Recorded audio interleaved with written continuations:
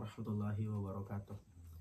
Halo teman-teman, saya Dirga, mahasiswa semester 4 Universitas Muhammadiyah Makassar, program studi Pendidikan Agama Islam, Fakultas Agama Islam. Pada video kali ini, saya akan membahas bagaimana kita mengenal Sang Pencipta melalui ciptaannya.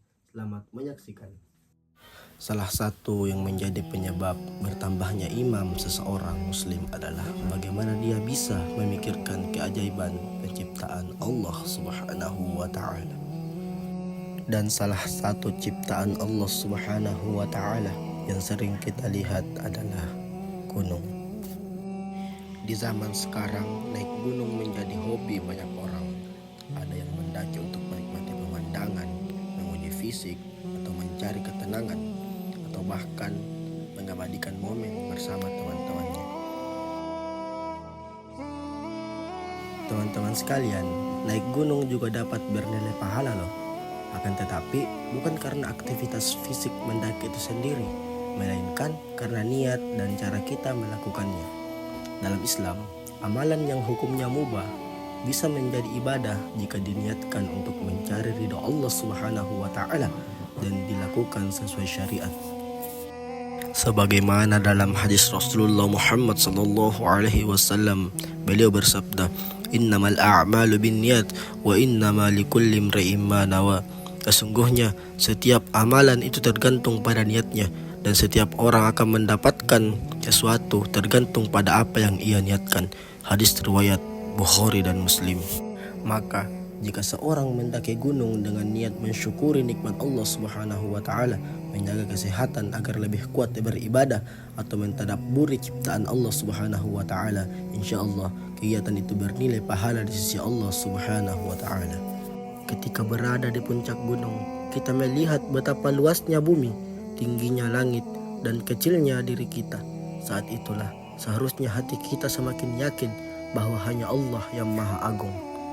Gunung bukan sekadar tempat berpetualang, tetapi juga tempat untuk merenungkan kebesaran Sang Pencipta. Rasulullah Shallallahu Alaihi Wasallam juga menerima wahyu pertamanya di Gua Hira yang terletak di puncak Gunung Jabal Nur.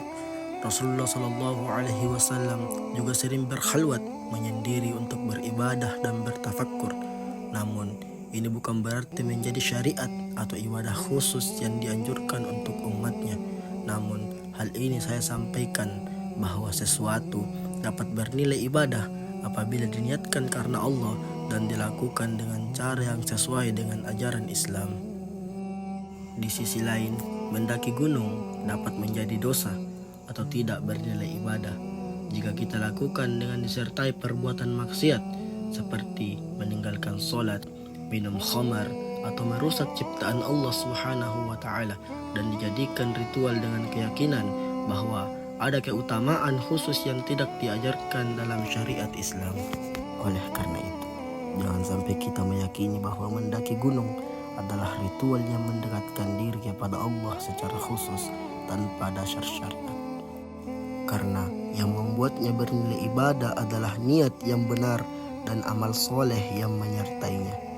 Jika kita mendaki gunung, jangan lupakan kewajiban sebagai seorang muslim, yaitu tetap menjaga sholat 5 waktu, menjaga lisan, menghindari maksiat, dan jangan membuang sampah sembarangan, serta menghormati alam sebagai amanah dari Allah Subhanahu wa ta'ala. Jangan pula melakukan perbuatan syirik seperti meminta perlindungan kepada penunggu gunung, memberikan sesajen, atau meyakini adanya kekuatan gaib selain Allah.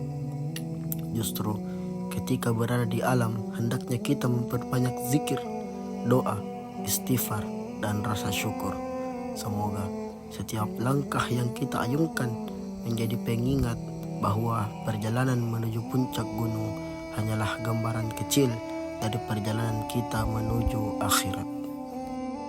Marilah kita jadikan setiap aktivitas yang halal sebagai jalan untuk mendekatkan diri kepada Allah, bukan sekadar mencari kesenangan dunia.